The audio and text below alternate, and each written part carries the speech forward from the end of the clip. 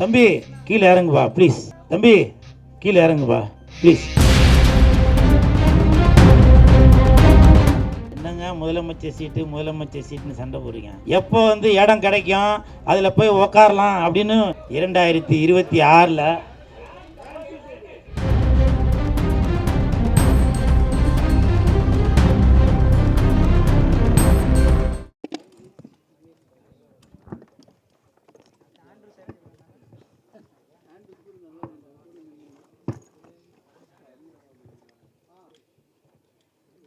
மேடையில் அமர்ந்திருக்கும் அனைவருக்கும் வணக்கம். பத்திரிகை நண்பர்கள், ஊடக நண்பர்கள், இணையதள நண்பர்கள் அனைவருக்கும் வணக்கம். மேடையில் பேசி கைத்தட்டல் வாங்குற அளவுக்கு நான் பெரிய பேச்சாளர் இல்லை, அதனால் தயவு செஞ்சு நீங்களே ஒரு தடவை கைத்தட்டிடுங்க. இந்த கைத்தட்டல்கள் அனைத்தும் பல்ஸ் அந்த படத்தோட டீமுக்கு தான் போய் சேரும். அம்மா ஹீரோயின் பேர் என்னம்மா? Heroine Ashika, please welcome. Rishika, please welcome. After the stage please sit down. பரவாயில்ல, என் சீட்டை அவங்க எடுத்துட்டாங்க.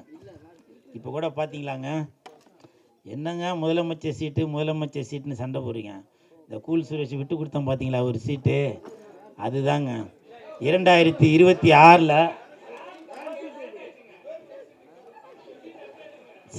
சரி பரவாயில்லப்பா. 2 பெண்களுக்கு நடுவுலையாச்சும் கூல் சுரேஷை உட்கார வைக்கணும்னு தோணுச்சுல, அந்த இயக்குனருக்கு என் மனமார்ந்த நன்றிகளை தெரிவித்துக் கொள்கிறேன்.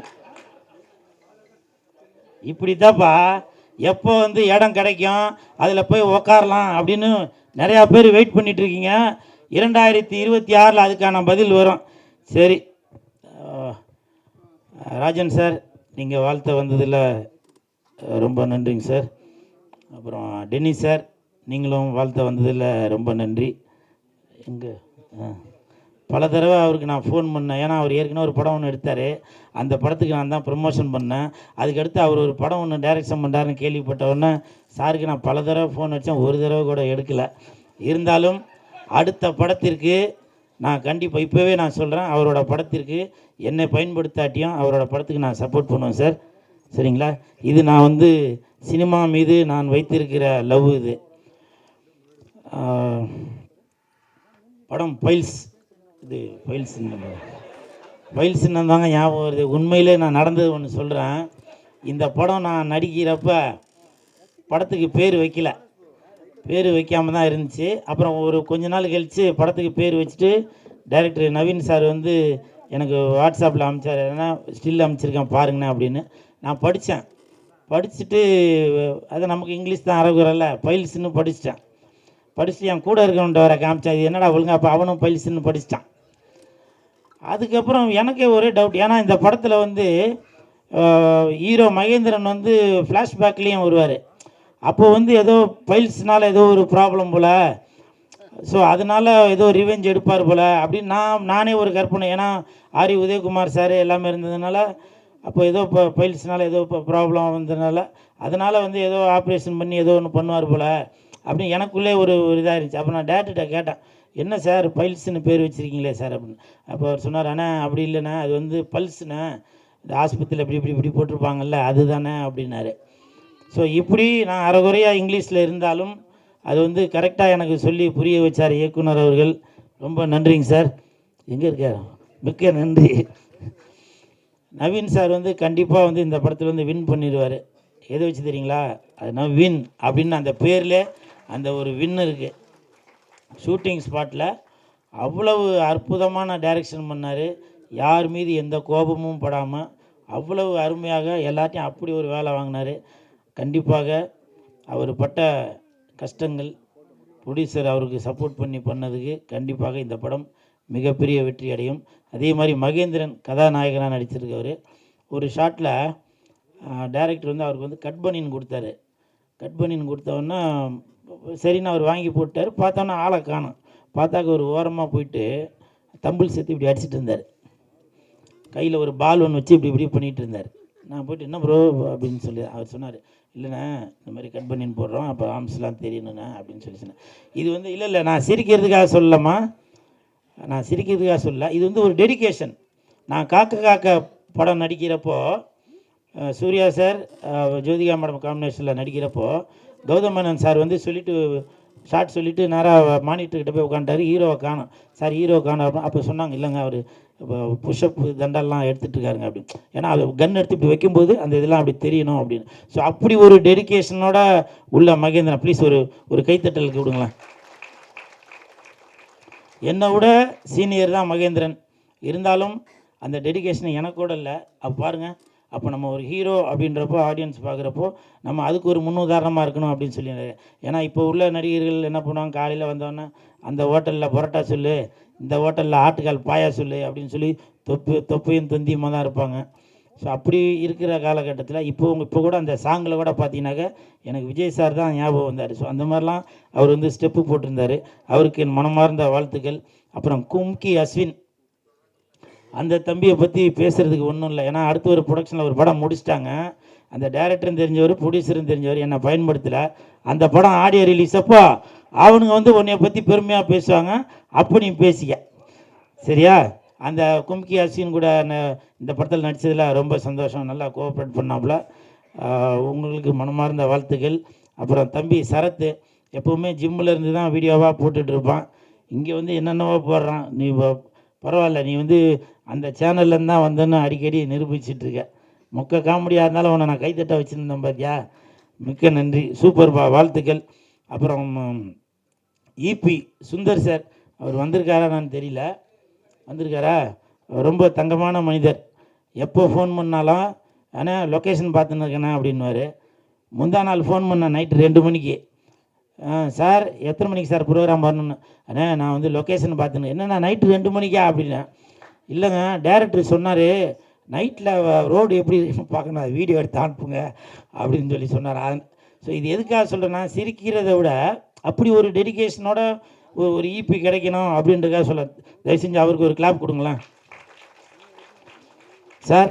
கிளாப்லாம் சொல்லிங்க, அடுத்த படத்தில் மறந்துடாதீங்க. ஓகே. அப்புறம் தங்கச்சி அர்ச்சனா, அதாவது என்னை பற்றி நிறையா பேர் என்னப்பா ஏதோ கோமாளித்தனமாக ஏதோ ஒன்று அப்படி பேசிதான் கமெண்ட்டில் அது இதெல்லாம் திட்டுவாங்க. ஆனால் அந்த தங்கச்சி அர்ச்சனாவுக்கு தெரியும். நானும் அர்ச்சனாவும் பிக் பாஸில் இருக்கும்போது 100 நாள் ஒன்றாவே இருந்தோம். இது சொல்லாமல் என்னன்னு தெரியல, இருந்தாலும் சொல்கிறேன். என்னை வந்து ஏதோ அப்படி இப்படின்னா பெண்களை அப்படி இப்படின்னு ஏதோ இது பண்ணியிருந்தீங்க இல்லையா, அந்த தங்கச்சிக்கு தெரியுங்க.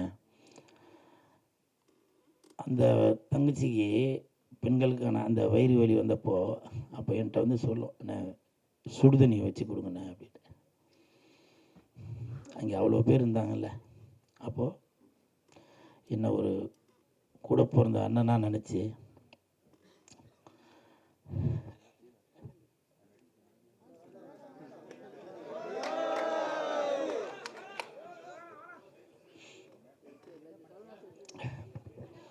ஏன்னா பல பேர் என்னோட நடவடிக்கையை பார்த்து இவன் ஏதோ அப்படி போலப்பா அப்படி பண்ண போகிறேன். அந்த தங்கச்சிக்கு தெரியும். ஒரே தட்டில் சாப்பிடாத குறை தான். அப்படி இருந்தான் பிக் பாஸில். இப்போ உள்ள பிக் பாஸ் அது வேறு. அப்படி இருந்தங்க. அர்ச்சனா, நீ வாழ்த்த வந்ததில் ரொம்ப நன்றி. உன்னோட ஆசீர்வாதத்தில் உன்னோட ரசிகர்கள் சார்பாக கண்டிப்பாக இந்த படம் வந்து மிகப்பெரிய வெற்றியடையும். அதில் எந்த மாற்று கருத்தும் இல்லை. ஓரளவுக்கு எழுதி வச்சதெல்லாம் படித்தாச்சு. சரி சரி, ஓகே, மிக்க நன்றி.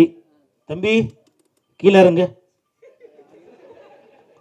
தம்பி கீழே இறங்குப்பா, ப்ளீஸ் கீழே இறங்குப்பா.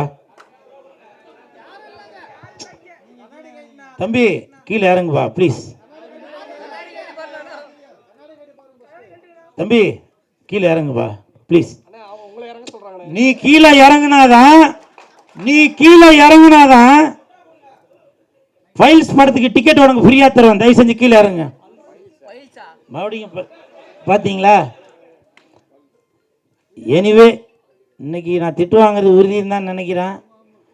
ஏடா கூடமா எதுவும் போட்டு விட்டுறாதீங்கப்பா. நான் எப்போவுமே விஜய் சாரோட ரசிகர் தான், சரிங்களா? அப்படி போடாதீங்கப்பா.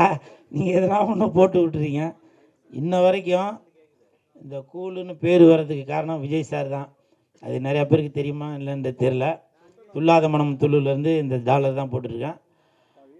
இது எதுக்காக சொல்கிறேன்னா, இப்போ விஜய் சார் எதுனா ஒன்று பண்ணாக்க அதை வச்சு ஏதோ ஒன்று போடுறாங்க, ஒரு வருமானம் வருது அவங்களுக்கு. அது மட்டுமா, தொப்பி விற்கிறாங்க, விஜய் சாரோட கட்சி பேர் போட்டு துண்டு விற்கிறாங்க, அவங்களுக்கு ஒரு பயன் இருக்குது. அப்போது அவங்களுக்கெல்லாம் பயன் இருக்கிறப்போ இந்த கூல் சுரேஷ் விஜய் சாரோட ரசிகனாக இருக்கிற நான் பயனடையக்கூடாதா? விஜய் சார்னால இந்த பல்ஸ் தட்டு இந்த பல்ஸ் படத்துக்கு விஜய் சார்னால ஒரு ப்ரொமோஷன் கிடைக்கக்கூடாதா? சொல்லுங்க. ஏதோ ஒன்று எழுதுங்க சார், ஏதோ ஒன்று எழுதுங்க. நான் அதை பற்றி எதுவுமே சொல்லலை. எந்த பிரச்சனை வந்தாலும் அதை சந்திக்கிறதுக்கு தயாரிப்பாளரும் ஜெயிலுக்கு போகிறதுக்கு பேர் என்ன நவீன் சாரும் ரெடியாக இருக்கிறாங்க. நீங்கள் முடிஞ்சால் தில் இருந்தாக்க பல்ஸ் படத்தோட இயக்குனர் மேலேயும் தயாரிப்பாளர் வந்திருக்காரா, அவர் மேலேயும் நீங்கள் எதனா ஒன்று பண்ணி பாருங்கள், பார்ப்போம். என்ன எதுவும் பண்ணாதீங்கப்பா, நான் அப்பாவி. சரிங்களா? உங்களெல்லாம் சந்தித்ததில் ரொம்ப சந்தோஷம். நன்றி.